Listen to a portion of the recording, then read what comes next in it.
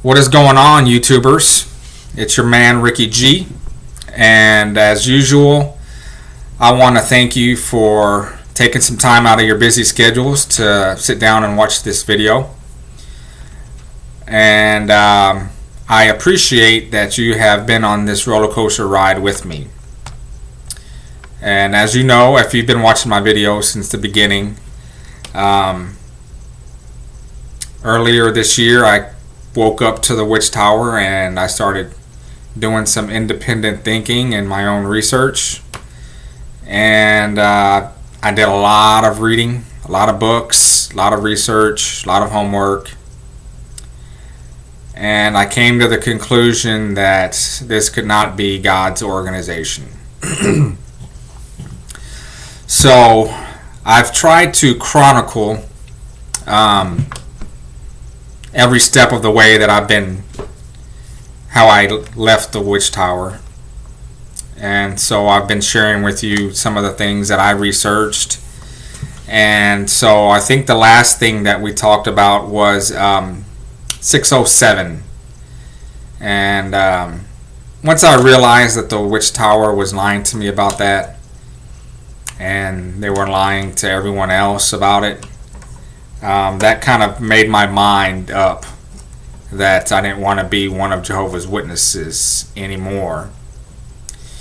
And so the time came for me to speak with the elders. Remember, my wife gave me an ultimatum.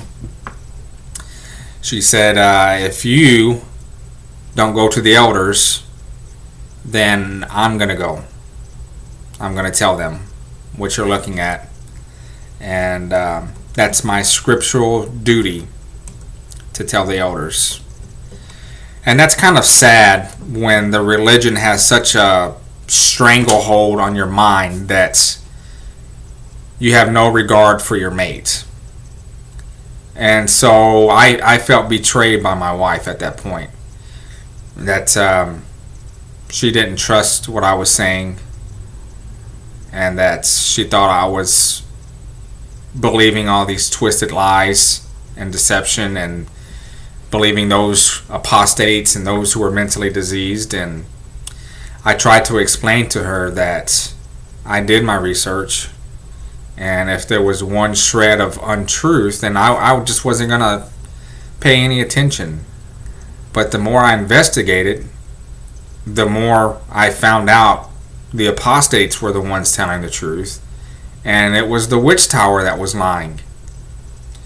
And it just seemed way too easy to prove the Witch Tower wrong and prove them to be liars. So the night that my wife called me a filthy apostate and gave me an ultimatum to go see the elders, I stepped up my research. I had about 6 weeks that I promised I'd go see them. And so we had our international convention at the end of June, and I already knew my Jehovah's Witness time clock started ticking, and I had only a few more weeks left. I knew I was going to be this fellowship because I couldn't, or I wouldn't, water down what I found out. And so at this convention, I just didn't want to be there. I had to be there because I was a captain in the cleaning department. I was one of 4 main captains in the cleaning department. And usually at the district conventions of Jehovah's Witnesses each year in our part of town in Fort Worth, Texas, usually it's about 7,000 people. But since this was an international convention that was going to be upwards of 50,000 people, I think we had a peak attendance of 52,000.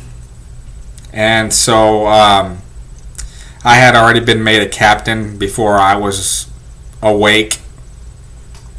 So I continued with those duties, and I fulfilled those as best as I could. But I didn't pay too much attention to the convention. It was just a bunch of hogwash. And I saw the governing body there with their posse and giving all their pompous talks. This was at the AT&T Stadium where the Dallas Cowboys play, and they have the largest I think the largest television in the U.S. Used to be in the world, but not anymore. But oh, you can just tell that the governing body member, Jarrett Loesch, and his posse of Bethelites, oh, they were just so haughty. And as a matter of fact, I heard someone call them the government haughty instead of the governing body. So there was one of them in particular, man. He would just nose up in the air and demonstrative with his enthusiasm and his gestures, and boy, brothers and sisters, and it was just sickening. I couldn't stand it. So the convention comes and goes, and I promised my wife that I would talk to the elders. And while we were at the convention, we found out that we were going to have our visit of the circuit overseer. We'll have a week off, and then we'll have them the following week. And I really didn't want to talk to the elders and have an apostasy trial the week before the circuit overseer or the week during. But I did contact one of the elders the Wednesday of our circuit overseer visit, and I told him what was going on, and we met 2 days later again on the 4th of July, and I met with two elders at that time. And this was kind of like I guess they were trying to feel me out, what was going on. When I talked to the first elder on Wednesday over the phone, he asked me if I wanted to write a letter about my concerns, because I only gave him a few concerns, not much. I didn't want to spill the whole beans, but I gave him just a couple. And he said, well, have you ever thought about writing a letter? And of all the research that I did, I saw all the letters that people wrote. I saw what the Witch Tower responded back. So there was really no need for me to write a letter. But I played along with the elder, and I said, yeah, that might be a good idea. And so he asked me, do you want to meet with another elder? And I said, yeah, sure. Yeah, not a problem.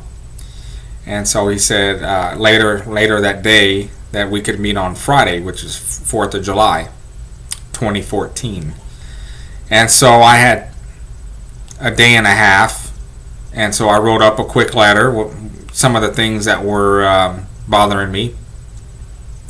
And I'm not going to get too much into this story because my good friend Jill with XJW International, she did a very good video on a story that I posted on Facebook.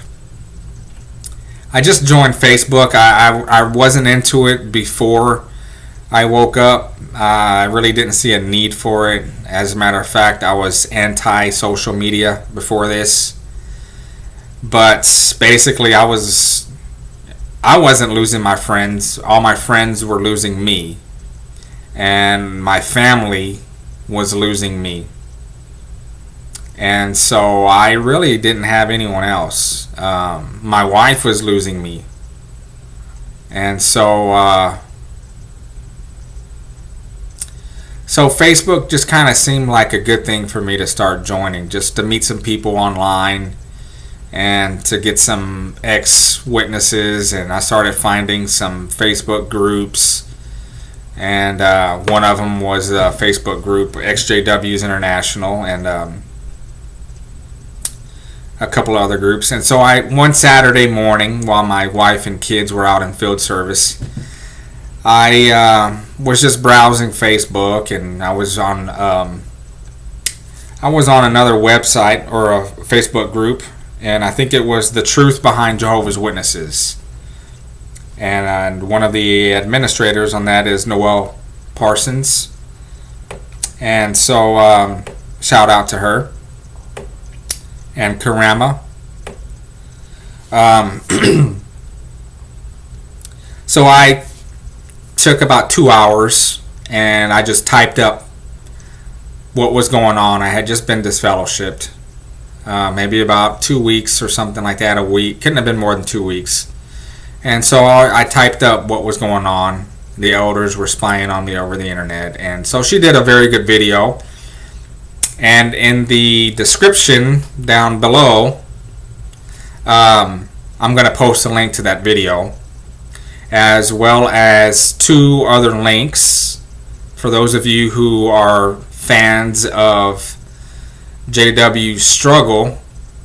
He also asked me if I'd like to do a Skype interview.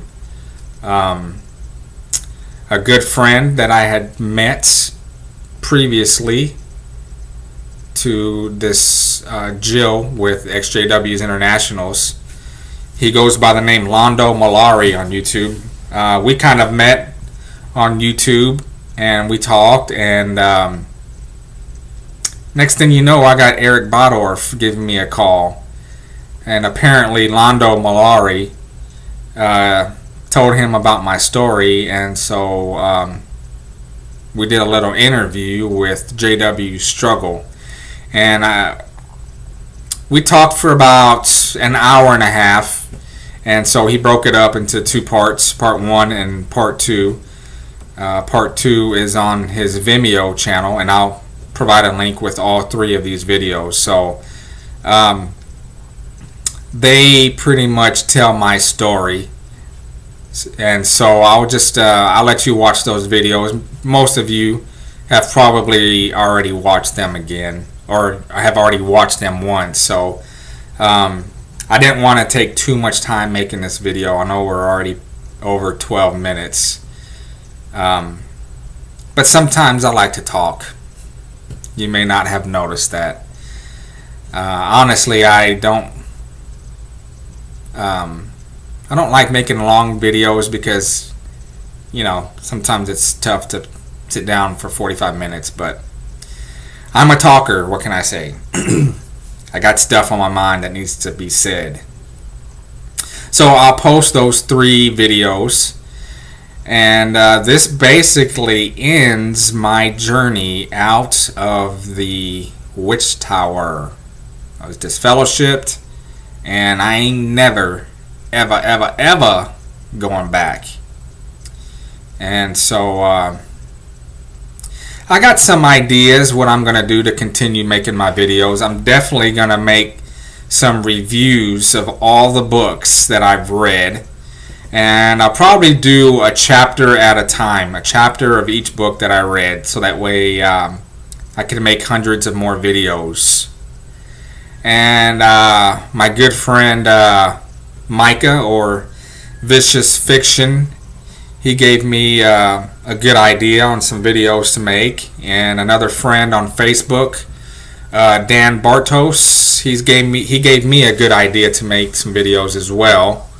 So I'm going to be doing some research onto these series of videos that I want to make. And I got another one myself that I'm thinking about making. So those are some things that are upcoming videos that I want to make. So this is going to conclude my journey out of the witch tower. I hope you enjoyed that journey, and I hope you found some interesting points in there. And I thank you for watching this series, Why I Left the Jehovah's Witness Religion. And it certainly does, it feels awesome to be free from that occult. I don't call them a cult because I believe they are the occult. OCCULT. But I also thank everyone. I think as of today I'm at 302 subscribers, which is like, I'm humbled, and I would have never thought 3 months ago that I would have 300 subscribers and like 15,000 views. Just some guy making videos. And I'm I'm grateful that a lot of people have subscribed, and you can share my videos all you want. And so, yeah, I'm going to keep them coming. Keep them coming, and keep exposing the Witch Tower. That's what I love to do, and I'm sure you do too. So keep watching, and like I said, this is going to conclude this series of why I left the Jehovah's Witness religion, but there's more stuff coming. And I also want to thank all of you that have contacted me. So many of you have contacted me that make videos. I've got maybe about 6 or 7 on my mind, but I know there's more than that. So I don't want to leave anyone out. So I don't want to do any particular shout outs, but you know who you are if we talked or emailed, or I really appreciate it. You guys have been great, and you know who you are. We've had some good conversations. And I also thank you people that are not Jehovah's Witnesses. There's a few others that are Christians and that are trying to witness to Jehovah's Witnesses. And you've called me, some people up in Chicago and Los Angeles in particular. For some reason, LA likes me. I don't know what it is, but I like LA. I went out there a few weeks ago to go visit my friend JW Struggle, Eric Bodorf, so I'll give him a shout out. And I met some other people that had watched my videos, and I met some XJ-Dubs out there. And so, love some LA. Los Angeles was a great city. California knows how to party. But anyways, like I said, I love to talk, and that was 5 minutes ago when I said that. And anyways, I'm gonna end this before I keep talking. And again, man, I just want to, I can't say thanks enough for all the people that have become my new friends in life. And I know you guys care about me more than the people in the Kingdom Hall, so that's awesome. You guys rock. Keep making videos, keep watching mine, keep sharing them, subscribe, like my videos, all that good stuff. Take care.